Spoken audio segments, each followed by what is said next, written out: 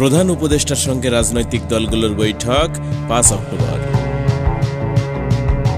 দেশের প্রধান রাজনৈতিক দলগুলোর সঙ্গে আগামী শনিবার 5 অক্টোবর থেকে বৈঠকে বসবেন অন্তর্বর্তী সরকারের প্রধান উপদেষ্টা ডক্টর মোহাম্মদ ইউনূস।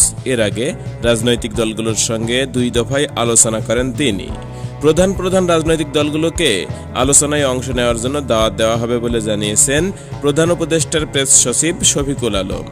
বুধবার 2 অক্টোবর সন্ধ্যায় রাজধানীর ফরেন সার্ভিস একাডেমিতে এক ব্রিফিংয়ে এসব তথ্য জানান তিনি। বৈঠকে বিভিন্ন মন্ত্রণালয়ের উপদেষ্টারা উপস্থিত থাকবেন বলেও জানিয়েছেন প্রেস সচিব। তিনি বলেন, আগামী শনিবার 5 অক্টোবর থেকে রাজনৈতিক দলগুলোর সঙ্গে আলোচনা হবে।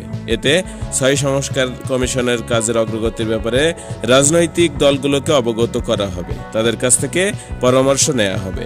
এছাড়া আইন শৃঙ্খলার বর্তমান পরিস্থিতি নিয়ে অবগত করা হবে।